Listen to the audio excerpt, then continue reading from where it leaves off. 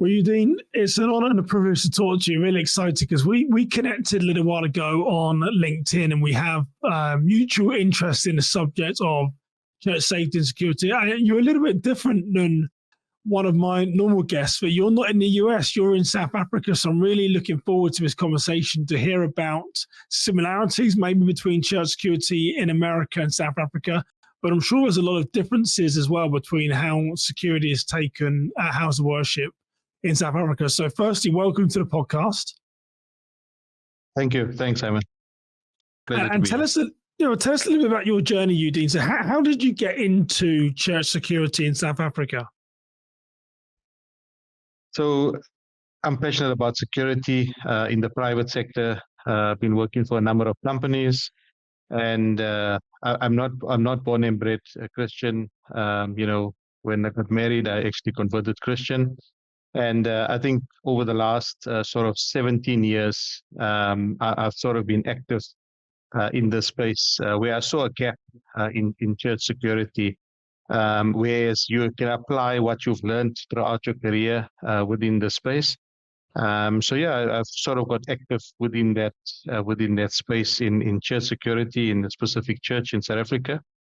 And it's been a phenomenal journey, and been very happy about contributing to these churches. Yeah, and it's nice to talk to you because when I think, when you think of South Africa, you have to think of apartheid, and when you think of the country post Nelson Mandela, it still sometimes comes across as being a dangerous and scary place to live. I don't know if that's true or not, but that's sort of sometimes my perception being here in the US. Talk us through a little bit about what are some of the major threats that house of worship face in South Africa. And I know you've got some slides we're going to go through in a few moments, but sort of lay the foundation. I mean, is it as scary as Simon thinks it is? Tell us about it. Look, South Africa is not that scary. You always speak to people in the globe and they say, do you have like lions walking past your house? No, we don't. You might get a cow or a goat or something walking past, depending on where you are.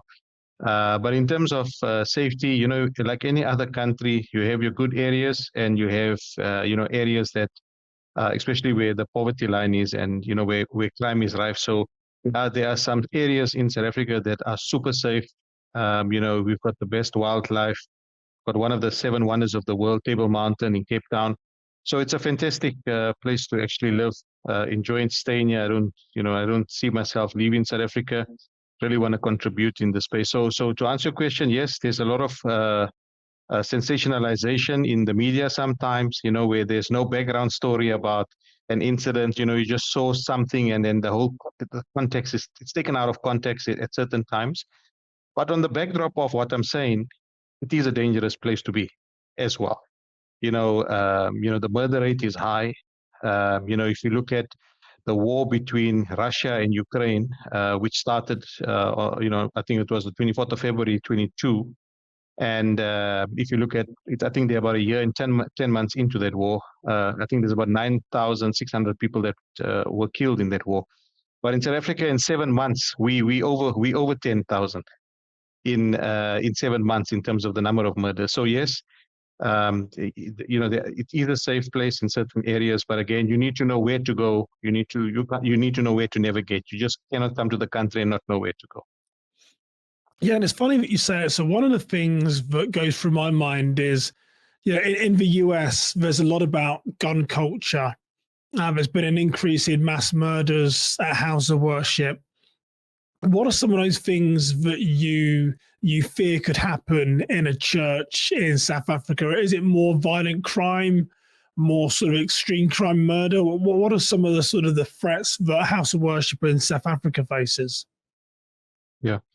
Look, there are threats there. It's recent, I would say, over the past 6 months, we would have seen that there has been that threat of an active shooter coming to church. It's more, the threat that we face here in South Africa is more robberies and thefts. Right. So it can be a street robbery where you got worshippers or, churchgoers walking to church.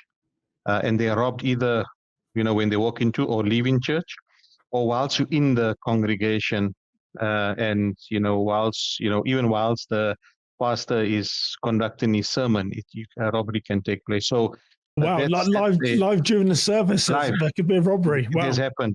It's happened during a live service. The pastor was just told to put down, lay down, and this was streamed live. Wow. People could see this happening. So yes, that it does happen, but we've had situations where people were hurt, but that was in some instances. It's normally it is just they take your goods and they just want your valuables and they leave. Yeah. So interesting. So in South Africa, if I heard you right, it's less about a mass shooting or an active shooter. It's more about a robbery or a theft where someone is going to enter the church and then may even commit a robbery mid service. So interesting. Yeah. Yeah, absolutely. Or you get conflict between certain churches, and then you might see in some instances, either this conflict may lead to assassinations, murders, etc. So you do see that as well. It's not very common. You don't see it all the time, but it has happened in the past. Yeah. And so in the US, we think of, some people call it a safety team, a response team, a security team. What does a Sunday look like in relation to security in South Africa? Do most people have some type of volunteer team, or do they generally have law enforcement? What does that look like, Udin? Yeah. So in particular in South Africa, the private security can police the police. So there's far more private security than there is law enforcement in the country. So a normal Sunday, if you go to any one of the churches, depending on where they're located, you'll always see multiple layers of security. You'll always see a fence. In some instances, you'll see burglar bars. You'll see people have alarm response, etc. When you get to the church. So you'll always have that in place. In some instances, you might not have that, but it depends on the area. But in most areas, you would see, because petty crime is a problem due to the levels of unemployment in the country, which is extremely high. I have a slide up which I'll show that the unemployment rate in this country is high, and due to that, the poverty levels are high. So petty crime becomes a problem. They can even, we've had instances where you get to a church and they have stolen your gate. Wow. And the reason they do that is for scrap metal. They go and sell the scrap metal to get a plate of food or to survive. So those are realities that happen as well. Yeah. Yeah. So we've got sort of robberies and thefts over sort of mass shootings and active assailant, the sort of private security, and then talk a bit about sort of maybe like pastoral protection. How does that operate in South Africa? I'm assuming on everything that you've said, yeah, the pastor's safety is taken quite seriously with some of the threats that you have. But maybe talk us through that. Yeah. It depends on, you must remember that in South Africa, at least 80% of the 61 plus minus 61 million people are Christian, right? So there's a lot of Christians in South Africa, in total Africa. So if you look at congregation level, it depends on the church, and it depends. Some churches have private security during divine services, whereas some churches don't. They use they use the actual churchgoers who are sort of deacons or brothers to actually do the protection at church. So these are volunteers that will do the protection. They will, what we call doorkeepers. They will greet people at the door.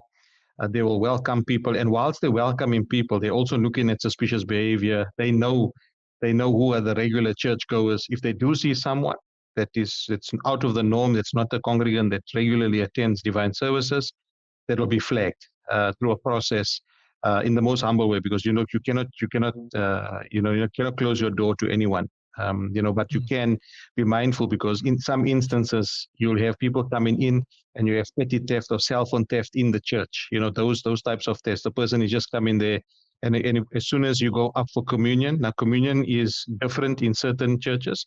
Some churches you have to go up, some you served on your seat. But if you are in church communion where you leave your bag and you go up to the altar, then you're at risk of your bag being stolen or some of your cell phone or your valuables taken. So in that instance, so to answer your question regarding pastor protection, yes. So it's not necessarily on a day-to-day basis, every divine service, but it depends on the popularity of that specific Okay. pastor. If that pastor has a significant popularity, where people feel that if they touch that pastor, they will be healed and so forth, then obviously the threat is of the fact that, you can get stampedes, overcrowding, those types of things. And obviously there'll be different layers that will put in place for that. And if you have global leaders, people coming outside from our country, global church leaders, and I think that's where the protection will come in, and there'll be a layered approach. We'll have a journey management plan. There'll be a risk assessment being done for those visitors that are coming into the country. Yeah. So before we go and jump into the slides then, so if you're listening to this on the audio podcast, please jump over to the YouTube channel because Udin's got some slides we're going to walk through in a moment. So listen to the audio, but come back and watch the video as well. Let's talk about technology then. So in the US, it's generally access control, cameras, maybe an intrusion system. People are moving more into like mass notification apps and stuff now to sort of warn about emergencies. What type of trends do you see in relation to technology in South Africa for church security? Our first piece of technology is our people. It's our eyes on the ground. That's our first piece of technology, is our ground intelligence from the people on the ground. The second piece is obviously your radios. If you do have two-way radios that you can use within line of sight, you would have a two-way radio. You would have basics such as your torches, etc. You'll have in place. In terms of CCTV and having some sort of surveillance, it's not very common, to be honest, at church level. It also depends on the church, and depends on the because this depends on the offering, depends on how much money comes in on a Sunday, etc. That will all determine what measures that you want to put in place in terms of having surveillance or off-site monitoring for that case. So it's not common, but what is common is to have a basic alarm. That is common, to have door contacts, to have beams in the churchyard. That is common, where you would have that sort of layered approach. And then if the alarm triggers, you have key holders, and then arm response comes and checks the property. But surveillance, not that much at church level. Yes, at corporations, 100%. But when it comes at congregation level, it's not very common. It's more of your alarms and those things. Why do you think that is, Udin? Why are cameras not very common? I guess in the US, people use cameras for the detection and also like safeguarding children and stuff. But why in South Africa are cameras not too common? Yeah, look, I think your risk assessment will determine that, right? But I think people are quite happy on the fact that they don't need surveillance because the alarm is adequate enough. Because in most cases, if there is a theft, I don't think, with the crime rate, and some people don't really acknowledge the fact that the police can do their work, and these types of crime get it's not a serious crime. So, you register a case, nothing happens about it. It's just for insurance purposes, right? It's not like in America, where most likely if you do register cases, these cases are being attended to, but our conviction rate is not great, even though we got the best laws in the country. So I think in terms of that surveillance, it will depend. But mostly it's actually, if you do put surveillance cameras, it will be on the exterior part, not on the interior part of the church, because also we have, similar to the US, you have your privacy laws. We've got something called the protection of personal information. And obviously you've got to have signage and all these regulatory procedures put into place. So I guess that's what it is. And also money, finance, you've got to maintain those cameras, is it proactive or reactive, because those cameras are just going to sit there and we have what we call power cuts, load shedding. So due to the frequency of this load shedding, you also blow the equipment if you don't have backup power and those types of things. So there's lots of reasons why they don't do it. Yeah. Well, I like what you said about the risk assessment drives that. And I know you're a physical security guy. That's why it resonates and rings true with me. But I think some people perhaps don't focus on their risk assessment here. They focus on, well, I need cameras, I need access control, I need all these things, as opposed to saying, what is your risk and vulnerability, which sort of really drives those technology solutions. So, yeah, interesting. I wrote down a note, sort of people and programs against your risk assessment determines what you need. So, yeah, good. Yeah. One last thing then before we dive into the slides you've got. Talk about some emergency operation plans. A lot of the legalities here in the US, everyone needs an emergency operations plan. Everyone needs to be trained to the plan, testing the plan through tabletops. What's it like in South Africa? Do a lot of houses of worship have emergency operations plans? Are they exercising them? Are they sort of training and doing tabletops? Tell us a little bit about EOPs. Yeah.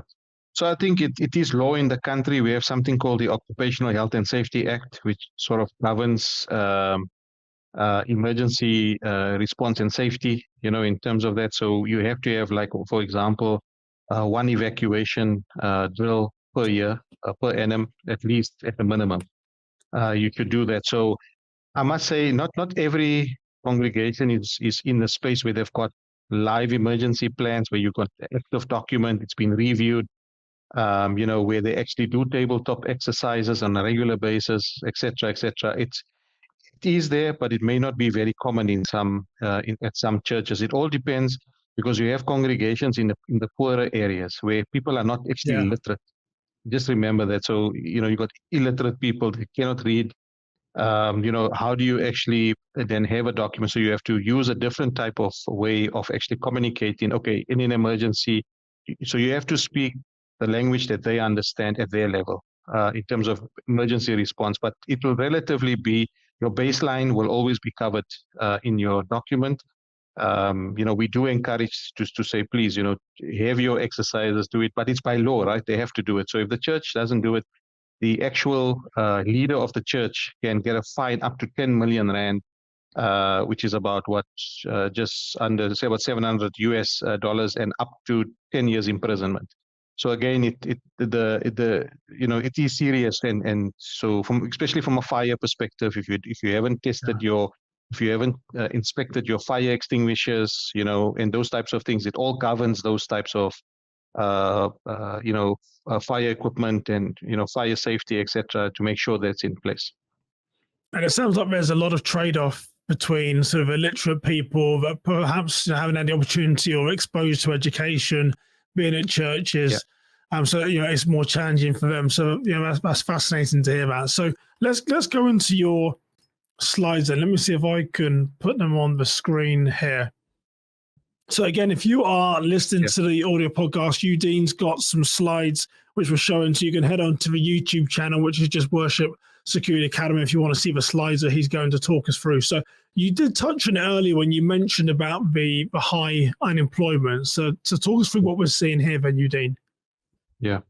The reason we put this up is just to show you globally, we're by far the highest. If you look at the unemployment rate between the years of 18 and 24. So, in terms of youth unemployment in the country is significantly high.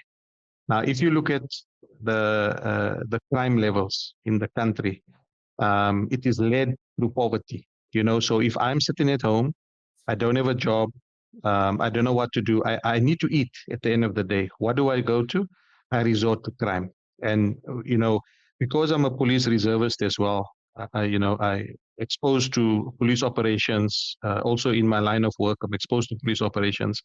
And when they arrest these individuals, you'll see that they weren't some of them were not committing a crime because of greed. They were committing crime because they had no choice. Necessity. And it was necessity. So that's the reason I'm showing you that, unemployment, and it's something that government is continuing to tackle. But we've got elections this year. It's going to be a tough one for the country, because people are actually reaching boiling point, because the unemployment rate is increasing, and something needs to be done, because this has led to the increase of crime levels in the country. And you did question on this sense. So in the US, when we're talking about your crime levels going back, most probably it could have been 2 decades ago, it could have been as less as 10 years ago. Churches used to be untouched by criminals and they were seen as sacred and open venues, and criminals didn't really go there to commit crime. And like I said, in the last, you can mostly say 2 decades, that's dramatically changed. Seeing your crime numbers there, has that changed how you've responded in the US to criminality in churches? Absolutely. I mean, the modus operandi has changed. Especially over the last, like you said, 2 decades. Yeah, it has significantly changed over the last 10 years. And there's a number of reasons why it has changed over the last 10 years, and where people are become numb to the fact that it's a church. They are only after what they require, which is to get an asset. It doesn't matter, life is cheap sometimes because, people get stabbed and killed. Where for, mostly it's not necessarily guns, where in America it's different because, your gun laws are different. So here in South Africa, maybe not the full accessibility to firearms, but they use weapons, other weapons such as knives. They call them pangas, is longer knives, and you got other types. You got choppers, and these types of things. They use different types of weapons to actually get these type of assets. So again, yeah, that's how it's done in South Africa. Yeah. So let's move on to the next one then. What else did you have for us? Yeah.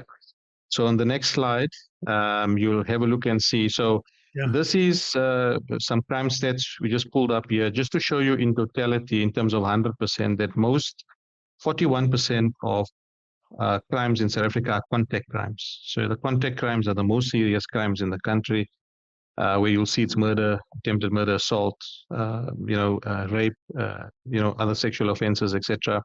So it's quite serious, which is almost half of all crimes in South Africa is violent crime, and then we've got other contact-related crimes, which are robberies, the ones that I spoke about now, aggravated robberies, where they're using force to obtain an asset.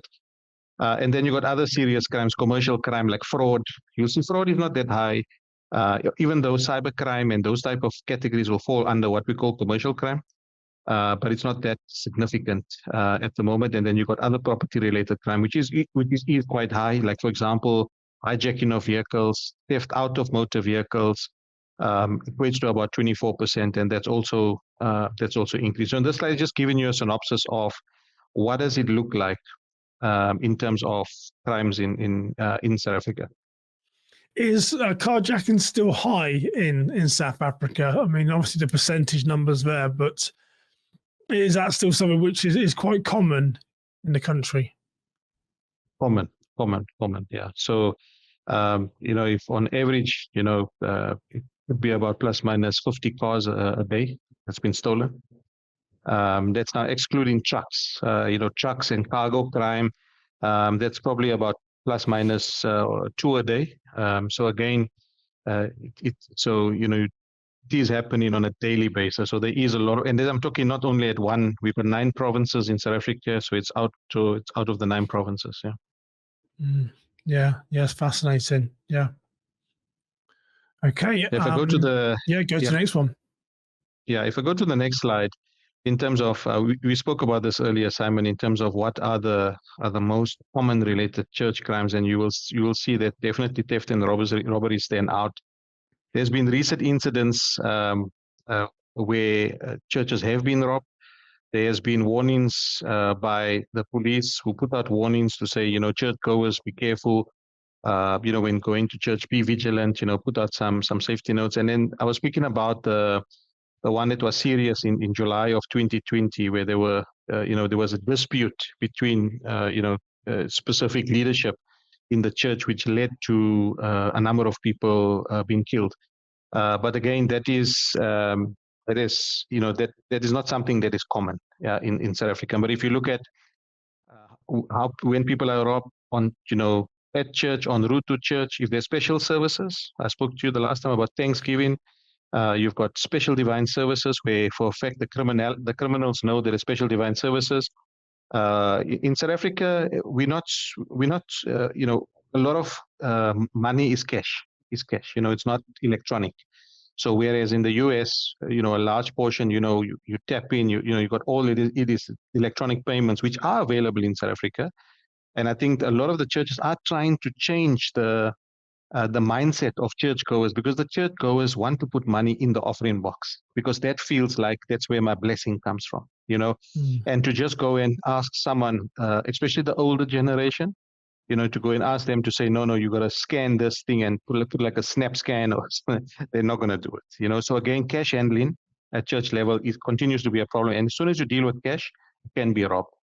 I was going to say, and that's especially- interesting. And so a lot of cash goes through the church still, which obviously entices those robberies. Westminster says why robberies are quite high, because they know there's going to be cash inside the church. So what do churches do to try and combat that then, Udin? Is there anything that people have been found successful to combat robberies around the church offering? Each church in South Africa would have an offering plan, so a plan on how they deal with finance. And I think they keep it tight in terms of the protocols when they deal with it. Even when they're counting, they would actually dedicate an area where they do the counting. It could be done by several people. No one will know who has the money, whether they bank it on the Sunday or whether they bank it the next day. They have their own methodology on how they get that cash out, and it's a close net of people that will know that. There has been instances in the past where people are being robbed as they get to the bank, they've been robbed, etc. So again, that is mainly also due to some insider threat issues. How did someone know that person had the money? Yeah. So again, those type of things. So yeah, it does happen, but they do manage it. They do try and manage it. Yeah. And it's interesting because inside of threats here in the US, we most probably in a church, maybe you're thinking a little bit of cyber or someone using their knowledge, but the insider threat in South Africa is very real, because that could turn into a physical robbery of here's where the money's located, here's where the money's going, or time is going to the bank. So a different type of insider threats, I think, between South Africa and the US. So fascinating. I'm sure a lot of my listeners wouldn't even consider the offering to be much of a problem in the US in today's world, because, as you mentioned, most of the world is electronic. A lot of paper, because, as you mentioned, they get that gratification of putting the money in the tin. Interesting. Yeah. No, absolutely. And then also, if people do, you saw in the crime stats that motor vehicle theft is high. So theft out of motor vehicles. That's why we'd always alert the churchgoers, don't put anything visible on your seat. Because as soon as you put something visible on your seat, you have smash and grabs. They're just grabbing something on it, and it also becomes very petty sometimes. So if you drive in a specific make of car, you will steal the badge of the car. So they'll steal the badge of the car. When you get to your vehicle, your front badge and your back badge is gone. They sell those badges. So it boils down to those petty type of crimes, because in some churches, the churchyard is not adequate to fit all the vehicles, and you've got to park on the street parking. So on the road, and and if you don't have, you have volunteers patrolling with high vis jackets, but it's not consistent, right? Because you relying on volunteers, and some churches don't have the finance capacity to actually pay for private security, so they're really reliant on those brothers or sisters to support in creating that visible sort of network on the road, so people can see, they see you, the likelihood of them doing it is low, so you lessen the opportunity. So yeah, and then lastly, the burglaries, that is common. Well, and you also said, with the private security, when I think of insider threats, I mean, how good is that private security? Are they often the ones that are being fed the information or feeding the information as to where the offering and stuff is? That must be a real challenge in South Africa, trying to find private security which is ethical and morally and not committing crimes themselves, right? Yeah, definitely. You would see that cash in transit heists in South Africa is high. So, I can't talk on behalf of the banks and what investigations they go through. but absolutely no doubt there's insider threat that leads to the. And what they tend to do with these cash and transfer, they blow up those trucks with dynamite. And once that truck has been blown out, the cash is all over the show. They take the bag, and the community takes the rest of the cash that's laying on the floor. Yeah. There's small people swarm like bees around. Yeah, you're very different and unique. Some risks that you have there in South Africa compared to US church is fascinating. Yeah. So what's the next slide? What did you have for us next? Yeah. So the next slide is just giving you a view of where the political, you earlier spoke about, Simon, about apartheid. You'll see in this period. Tell us about that, Vince. Tell us how it's gone. It was high. Then Nelson Mandela, then it started to go down, and now the country's seeing the increase again. So this is fascinating. Tell us a little bit about the history surrounding why you're seeing the murder rate now increase. Yeah. Look, there's a lot of geopolitics tactics at play here. One must understand, especially from a political landscape. So where you did see there was a lot of civil unrest in the country during the apartheid era, and when Mandela took over, you saw that sort of stability coming in place. He had to give over and take over, and when the president such as the former president that came in, there was a state capture about case about corruption in the country, and when that case came through, that created a lot.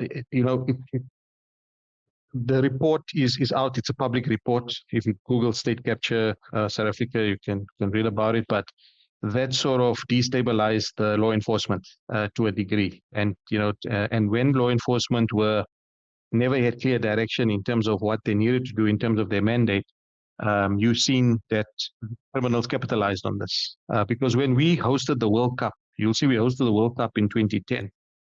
And when we hosted the World Cup, it was fantastic. We had the best. I mean, people till today talk about how crime was well managed during 2010 when we had the World Cup. It was fantastic. We felt extremely safe as residents of this country. But again, you've seen this upward trend. It's scary. It's again linked to the poverty levels that continues to increase. And people, like I said, your life is just worth your cell phone. If you're not going to give yourself, that's why we always, when we do security awareness training, and we always say, be obedient, listen to your attacker, and give off your valuables. Even if it's your ring and you've got that's the ring that it's coming down 10 generations, doesn't matter at that point. They're gonna cut your finger for that ring. And some people that resist, those are the ones that will get. Unfortunately, there's a likelihood of them murdering them. Yeah, and it's. I was thinking about de-escalation the other day, so I just recorded a YouTube video where a pastor in the west coast of the US in Las Vegas, sort of neighbor dispute, and he ended up being sort of shot and killed. But I was sort of going over the case, and no one deserves to be murdered by anyone, but there was definitely some incidents within this case that I was researching where he most probably escalated it inadvertently. His family did. Maybe they mostly didn't realize what they were doing, but they escalated the situation. I think you're right. In times of crisis like this, the best thing you can do is be subservient and hand over the stuff and volunteer and don't give any reason for them to escalate the situation, because particularly in some countries like South Africa, that escalation is pretty severe, right? Correct. That is the sad part. It can be very severe. In some instances you may be lucky, but I always say sometimes you have heroes, but you also have dead heroes. So it depends. Yeah. Wow. So that's the murder rate. What was it? I know you want to talk a little bit about the pastoral sort of protection and the look of the pastor. So maybe go on to that slide, Udin. Yeah. So if we look at a risk assessment, and we just put out this one slide in terms of, there's an inherent risk that you got to look at, which is if you leave a risk untreated, and it's simple. Some people look at risk assessments and say it's a complicated thing. People talk about risk assessments and they're talking about this model, ISO 31000. Don't overcomplicate it. It's if you have an inherent risk, which means that you have an untreated risk, For example, if you don't have any sort of security measures at your church and the crime levels is increasing, you got to treat it.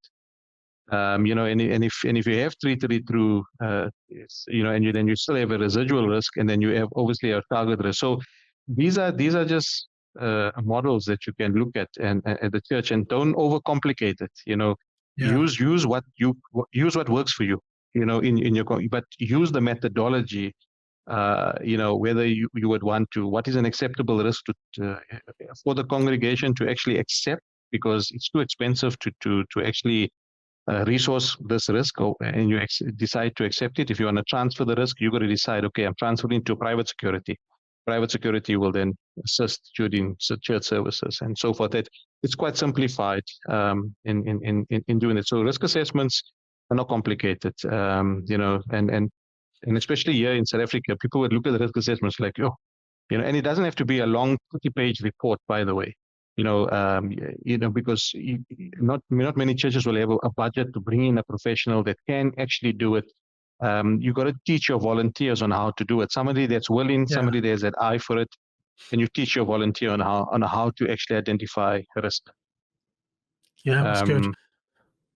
Well, a couple of things that you said in there. One I like about you mentioned transferring the risk, and that's something that maybe a lot of churches don't fully know too much. But we won't actually touch it within this podcast episode. But if you have a risk, when Udin was talking about transferring, it was i.e. hiring private security at your church, so then you can have shared risk that if they do something inappropriate or they intervene, that risk is shared with you and the church. So that's quite common in the security world, is to transfer risk to someone else. We're going to outsource this service, so heaven forbid something does go wrong, a lot of the risk is going to be on that organization. There's always shared risk, but that's what Udin's talking about, is it is possible to transfer some of your risk to other organizations, and that's a good way to try and sort of manage or mitigate your risk, as well as to work with someone else. A lot of people, I said to on a call today, Udin, when I do threat assessments, a lot of people will hire my company Kingswood to do it because they want to pass the risk to say,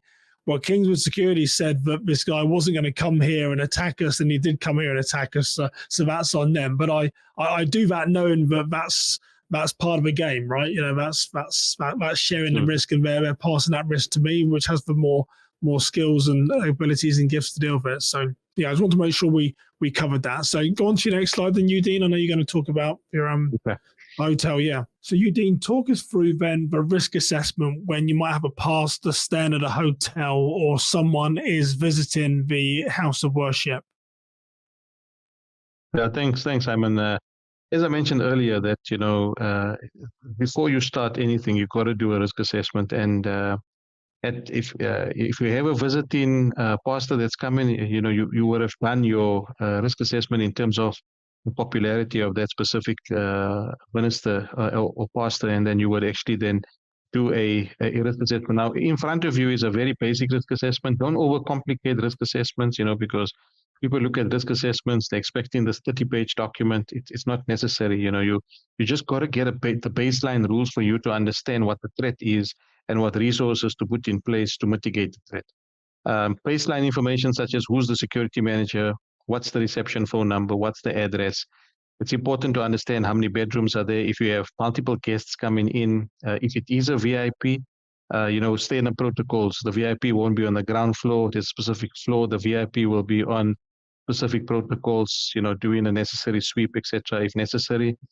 It's important to find out parking bays, depending if you are going to get a lot of people coming in, and also you wouldn't want to do drop-offs in front of the hotel. If there's no other option, fine. But if if the pastor is someone who is populous, you would rather want to take them through a back door. It's important to also understand the security complement at the hotel. It's also good to understand they have been trained on baseline sort of security protocols. You find that out. Security surveillance, most hotels do have it.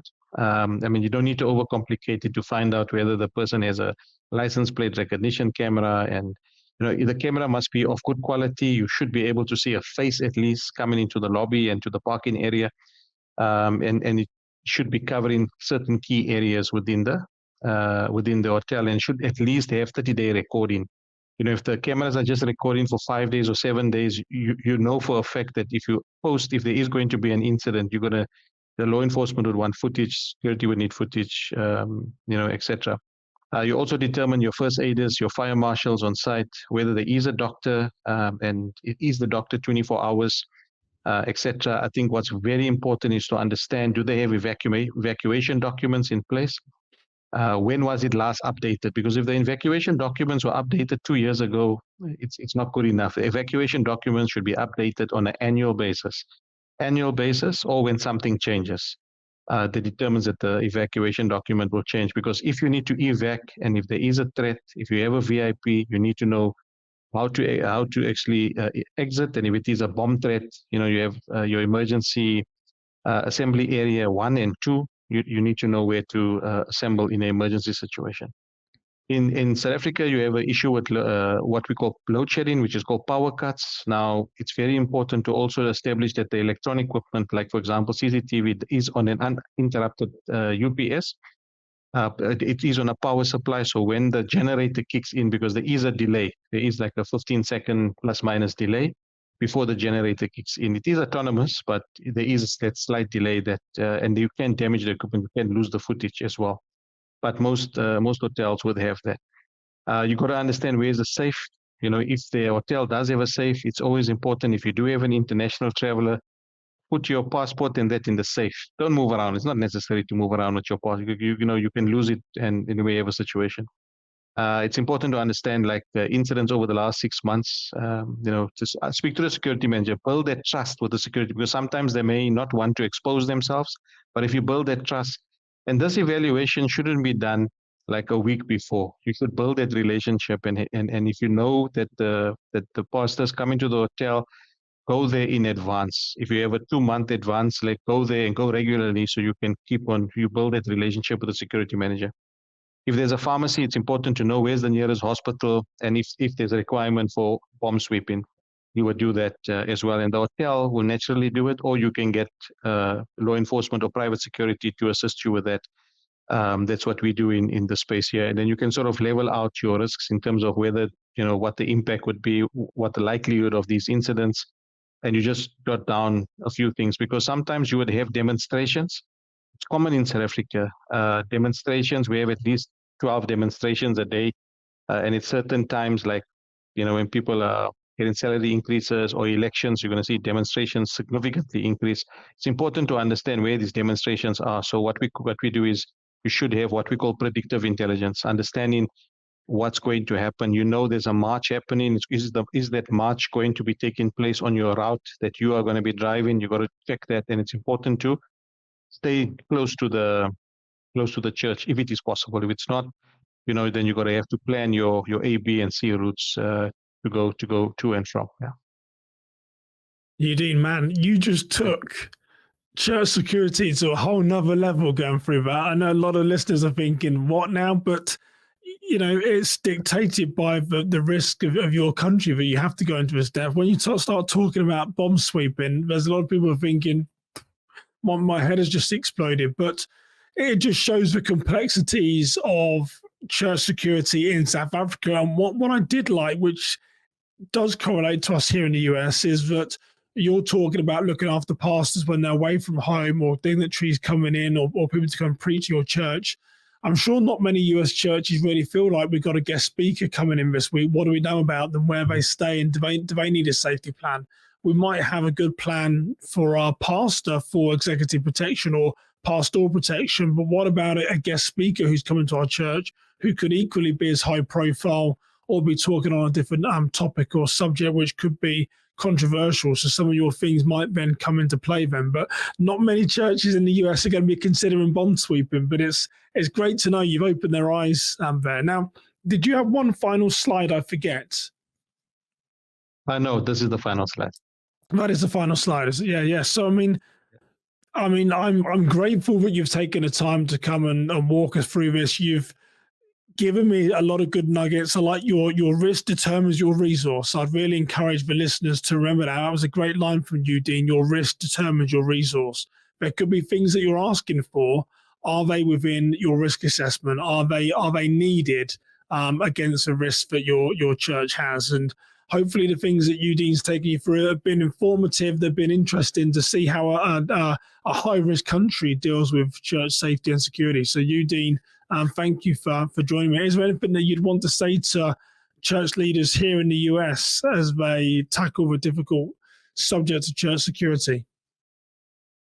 Yeah, thanks, Simon. I would definitely say I've actually purchased all your books, and I would encourage the leaders to actually go through. Even though we in a high risk environment, I've read your book, Simon, and it's very informative. These decision decks that you've got on various scenarios where you've got a sort of active thinking about what do you do in these instances, because each scenario is different and the response to it would be different depending on the church. That's my recommendation. My recommendation is that I've not seen church security where somebody has actually written about it, and there are some spaces out there, but I think you were quite concise in how you've written about it. And when I was looking for somebody that and I met you, Simon, so I'm very glad that I found you, and continue to grow that relationship. And leaders, in the US must know that we know that when you go to church, we're serving God, but there's always that threat out there. And if you oblivious to the fact of what's happening out there, that's when you become a target. You really do not want to be a soft target. But that's it from my side, Simon. All the best. Thank you. Well, Udin, it's been an honor and a privilege to talk to him. And for me, when I meet someone in a foreign country such as South Africa, which is high risk, to know that what I write makes a difference and has helped someone. I mean, I can't, there's no greater gratification for me than to know that my books and my material are helping people across the world. So if you are like Udin, perhaps you could be in a foreign country outside of the US. I would love to talk with you. I enjoy talking to Udin, getting to know him. Maybe I'll do a series or across the world in church security to see how people deal with it differently. So again, thank you for listening. Thank you for watching. I hope what Udin shared was informative and will help guide your future decisions around risk management. But for now, you stay safe, you have a blessed day, and I'll see you next time. Take care, everybody.